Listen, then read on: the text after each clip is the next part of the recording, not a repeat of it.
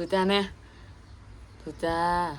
โอ้ฟุ้งมีก็ตั้งตื่นแต่เนาะพี่น้องสบายดีเด้อพี่น้องทางท้ายสบายดี FC สุขพี่น้องเลยอันนั้นสิมาบอกพี่น้องเด้อโทรศัพท์บ๊อบบี้หันตายพี่น้องก็ตั้งเอาไปแปลงแต่ว่าตอนนี้หันถ่ายโทรศัพท์พอมีเนาะพี่น้องอันนี้ดิถูจ้าก่อนมีเด่นโทรศัพท์บ๊อบบี้ว่านี่ทุบหน้าจอมันเนาะพี่น้องมาหูว่าสิราคาเท่าไรไปให้สร้างเพิ่นเบิ่งเนาะแต่ว่ามันขึ้นสีเขียวมันก็แมบนะพี่น้องแล้วก็มึงว่าเนี่ยเพิ่นก็มีโทรศัพท์ต่างหากที่เบิ่งการ์ตูนนะแต่ว่าเพิ่นบ่ยอมเพิ่นก็อยากเบิ่งแต่ของบ๊อบบี้นะพี่น้องเพิ่นบ่ยอมเบิ่งตัวอื่นนะแต่ก็อยากเบิ่งให้เซาๆมึงว่านี่พี่น้องแต่ว่าสถานการณ์น้ำท่วมก็คืออันนั้นยังว่ามันเข้ากล้องกระด้างนะพี่น้องเข้ากล้องกระด้างพอมีแล้วดุกติแต่แม่สิพาไปเบิ่งหน้าเด้อข่าวกล้องกระด้างนะพี่น้องบ่ได้ถ่ายคลิปตู้ที่ถ่ายไปก็บ่ทันปล่อยอันนี้ตูจาก่อนยิ้มงามโอ้ยท่วมเลยเด้อพี่น้องเอ้ยแล้วว่าเดี๋ยวสิพาไปเบิ่งหากระตื่นแต่เนาะเก่งเลยพี่น้องเอ้ยไฮโซคัสนี่เก่งคิวซนอยู่ขยันบ่เรียกหายผู้ใดนั่นคิวยังซนอยู่ตูจาก่อนตูจ้าอันนี้มันซองมึงน่ะนั่นนี่พี่น้องเพราะว่าน้ำหอดได้แจ้สิให้เบิ่งน้ำมันหอดเทื่อนแล้วจักบ่ฮะปลาเบิ่งปลาหุ่นปลาเนี่ยจะตีแม่ปลาเนี่ยปลาเนี่ยนี่พี่น้องน้ำท่วมแล้วกันนี่แต่ว่าโรงเฮือนบ่ไหลดอกโรงเฮือนบ่ไหลเฮือนน่ะกันนี่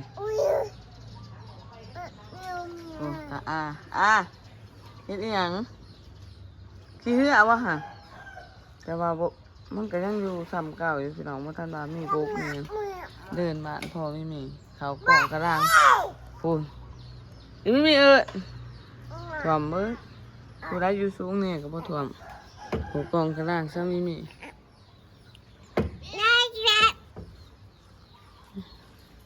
ข้างเนี่ยขี้น้ำท่วมพี่น้องโอ้มีแต่ขี้ไงแล้วมันได้มา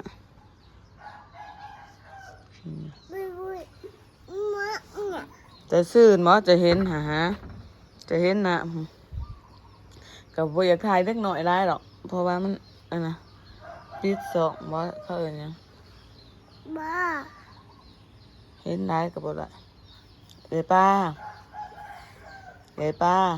ห้องก็โหโขกเพราะว่าน้ำท่วมค้นคลองขึ้นมา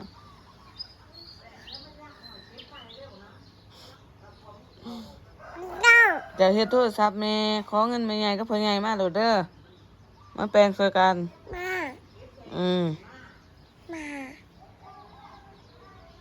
ชัวได้บุว่าสิบุจักฟันอย่าโอมมันเปื่อนโอ้เครื่องเอาขึ้นมาเพราะว่ามันน้ำท่วม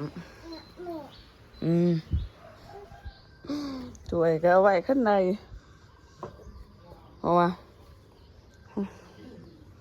เกิดดังหนากับท่านถ่วมเนาะถ่วมแต่เพื่อนเฮา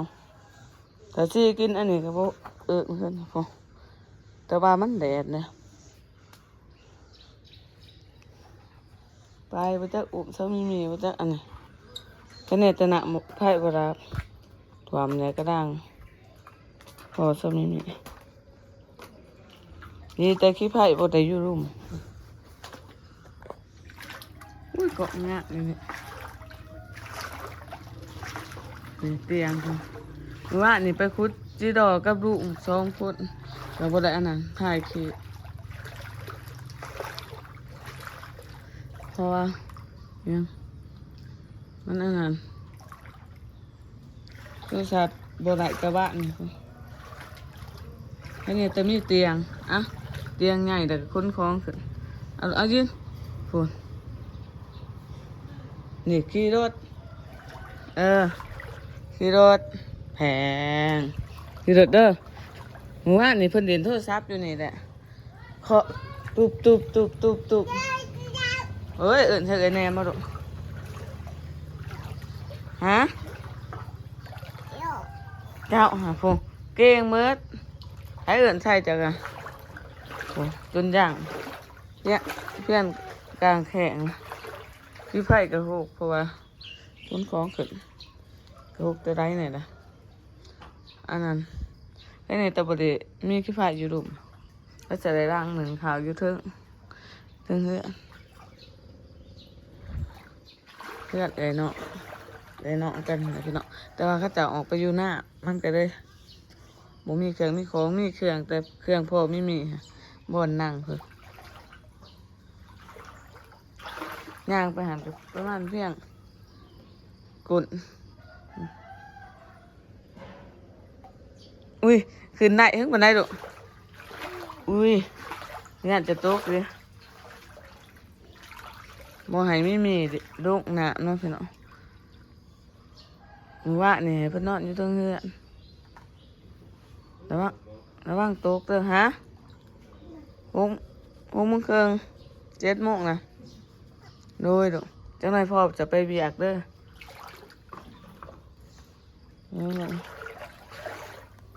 ว่าท่านมีไผตื่นบ๊อบบี้ตื่นน้ำดังนี่แต่ไม่ใหญ่ซะมีตื่นมาหนึ่งเขาโมเห็นเอาไปใส่บ้านบ่เนี่ยนั่งนี่ก็มีคนอยู่ก็จะไปอยู่หน้าบ่ล่ะออกมาดังหวานเนี่ยบ่ได้ไปแคมป์ของแต่ขี้เหนียวเว้ยระวังเด้อลูกเด้อฮะตู้เย็นก็อยู่เถอะแต่บ่อยู่ดุมในพักกันนี้กับจีดอมากว่านี่ไปคุดอันน่ะอยู่กลางดอนนี่นี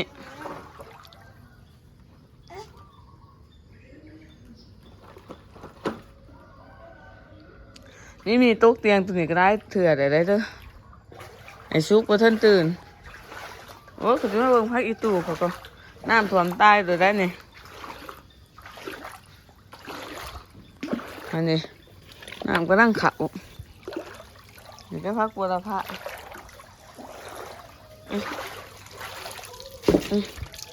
เอาไว้นี่ซะเสียดายมันก็เลยใส่นะพักบัวละพะถ่ายอยู่หันแล้วห้อยจับไปอาบน้ำโดดกันสิไปเบียงอันเดตกตายเด้อขนของแต่มึงว่าอันนี้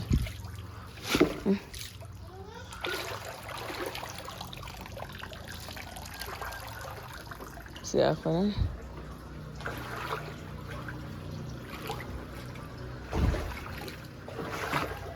มันแห้งเนาะ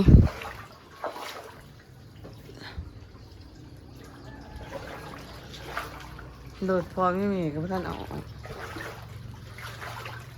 ปกติหันถ่วมเหาะแต่ขั้นหัวปกติ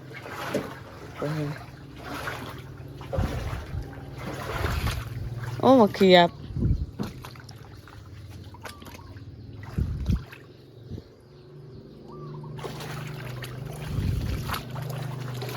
มือตายว่าหนามถ่วมโอ้ต้อง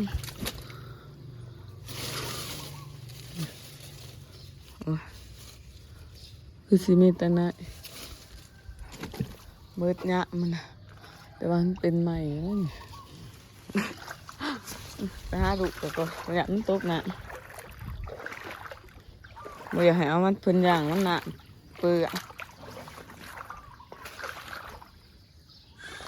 เด่นเป็นเด่นเนาะ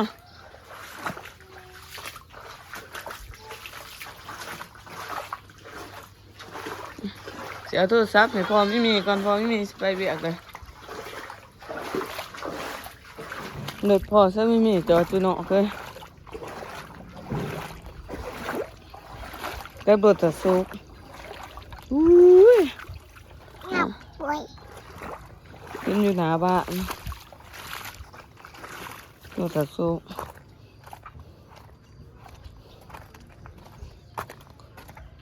แย่งเติบไปได้ไหม พื่อนไม่ใส่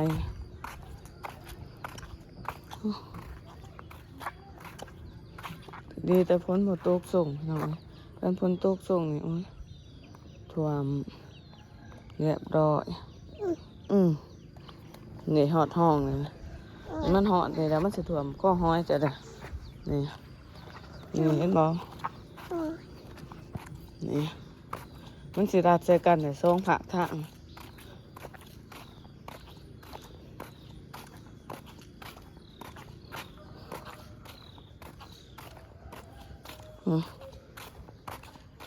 นี่ประมาณเพียงแอวเลือดดัง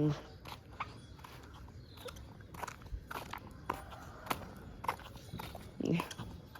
สิรัดใส่กันในเด้อนี่มันเป็นห้องนี่แต่ว่าปลาชิวได้พี่น้องบ่อยากพาไม่มีไปนี่มันสิรัดใส่กันอันนั้นในห้องค่ะกระสิรถเอายืนแม่จะยืน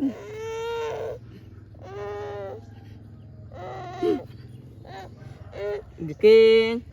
โอ้ยดีใจนะหามีมึงสิคือไรถอดคือแห้งก็คือแหละ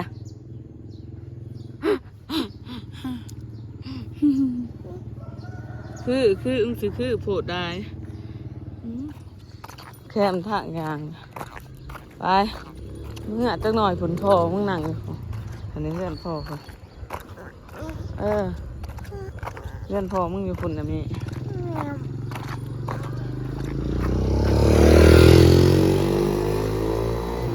ไอ้เก๋มึงสาดขับรถบัส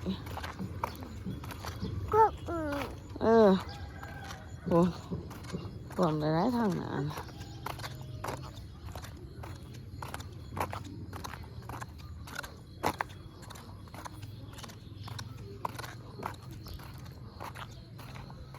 มันไก่ห้องกูหน่อย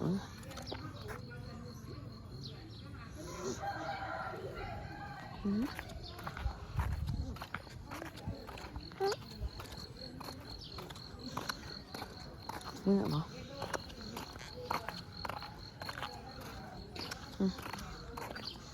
ถ่วงไปเมื่อปะอย่าดึงเสือแม่ติดอ่ะสิบ้าพี่น้องมาลงน้ำคลอง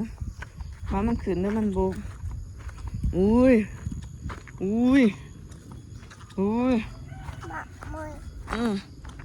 น้ำคลองยังขึ้นอยู่พี่น้องเอ้ยสัมพ่อน้ำแกงมันจังขึ้นเลยยืนยังอุ้ยเนี่ยเอิญดุ้งเนี่ยเอิญดุ้งคือนี่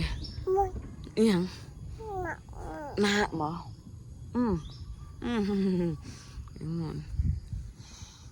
เฮ้ยดีใจได้ลูกเคยซื้อหนาแน่น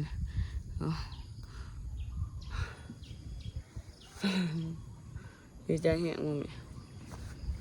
พ่อเพิ่นมาได้มาเนาะพ่อเพิ่นสิอาบน้ำเตรียมไปเบียยังยังลูกยังพวกเพิ่นเฮ็ดหน้าจอโทรศัพท์บ๊อบบี้เพะนะเพิ่นพวกมันอยากนวลครับผมอยากตุบนะลูกแล้วก็อันนั้นนะฮะ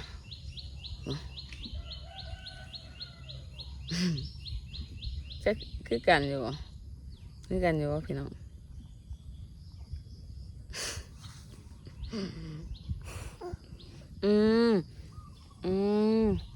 นี่มาแต่ก็บ่อยากเมื่อคนผู้นี้นะ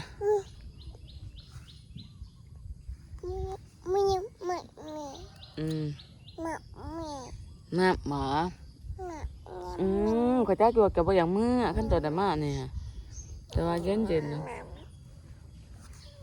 แห้งเลยนะเอาหน้าตาปากแห้งแม่อีกเนี่ยคนหัวไว้โอ้ยแพงแม่นะแพงแม่นะแพงดีแพงแม่นะลูกแพงแม่โอ้ยแพงแพงแพงอีกคนเก่งเอ้ยเก่งปากมึงลูกปากมึงปากโอ้ยรับตาลูกรับตาไว้ ยิ้มงามยิ้มงามเนี่ยอะไรวะยิ้มงามเนี่ยอะไรลูกยิ้มงามเนี่ยยิ้มงามลูกยิ้มงามโอ้ยยิ้มงามก่อนยิ้มงามเด้อยังลูก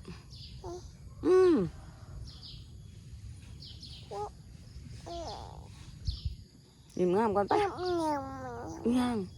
อยู่บ่อนี่ก็มันสุบถ่วมพี่น้องมันนุ่มมันบกขึ้นน้ำซีฮะพี่น้องมันสูง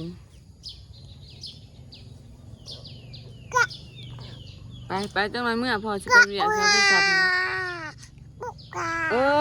แพงแม่ก่อนแพงก่อนปากโอ้ยสร้างเงี้ยก็บ่ได้จักอย่างมาเบิ่งน้ำคลองอย่างม่วนตอนนั้นเนาะคือพี่น้องเอ้ยลูกค่ะตื่นตั้งแต่อันนั้นนอนแต่เว้นนอนแต่หัวค่ำหรือว่านอนตั้งแต่ทุ่มหนึ่งบ่7 โมง2 ทุ่มกับ8 โมงเนาะ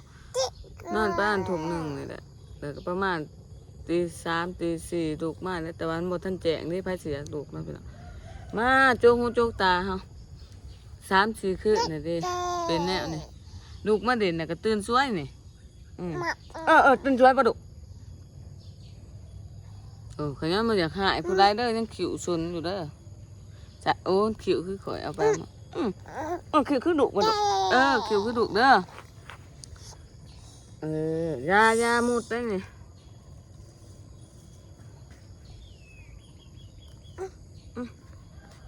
ยาใส่เบิ่งที่บ๊อบบี้ไปคุดอะไรกับลูกมันแต่ว่าบริถ่ายคลิปเดินชี้ก่อนสันอันนี้พี่น้องดอนตัวนั้นเนี่ยที่ว่าบ๊อบบี้ไปมันสิสุดอยู่หันนะครับพูนมันสุดอยู่ปุ๊ไปคุดที่รอแป๊บเดียวเขาจะคุดก่อนเขามาเขาจะคุดก่อนยังไง7-80พี่น้องวัน7-80 โตอันนั้นไปแป๊บเดียวเราบ่เฮิงเนี่ยก็ได้มาข้างยุ่งมากว่าสิถ่ายให้พี่น้องเบิ่งที่ว่าขี้เหือขามนะขามนำคลองเนี่ยมันแห้งทำได้แต่ว่าคุดในบ้านเขาจะนี่ยาเนาะยาแต่ว่าบ๊อบบี้บ่ได้ยานะเข้าข่อยมาตั้งแต่คุดที่รอเขาว่าจังไดมึงจังกล้าไปน้ำไหนน้ำมันก็ไล่ไว้อยู่แต่ว่ามันก็บ่ได้เป็นตะยะดอกพี่น้องมีถึงอันนั้นนี่เฮ็ดดูมีถึงจิโร่มีได้อย่างพี่น้องครบสุดเลยนะของป่าอุ้ยค้อนตัวนี้ดูค้อนได้มากเลยแต่ว่าสิบ่มีพืชหน่อยแบบอยู่น้ำซีเลยน้ำซีอันใดมาแต่ผู้คือว่าผู้ใดต้องมาใส่น้ำซีนะนี่อันนี้น้ำคลองอุ้ยเพื่อนแต่ว่าอยู่นี่ก็เห็นอยู่แล้วเขาจะเก็บเพื่อนพี่น้องเก็บเพื่อนเขาขับเพื่อจ้าขึ้นทั้งเทิงเนี่ยเขาก็ลองมาเขาก็จับเอาแต่ว่าตอนนี้มันเบิดเพื่อนก็เลยอันนี้บ่ได้อีหยังแล้วนี่ซ่องอีหยังซ่องแม่ไทยคลิปแม่บอกให้ปากตะกี้จักผอกจักแพะมันจืดมันอยู่น้ำคลองทางนั้นมันสีรูปเห็นบ่เนี่ยไปมันสีต่ำทางนี้มันสูงมันก็น่านถ่วมไปพี่น้องเมื่อกันชื่ออีหยังเหินเห็นโอ้ย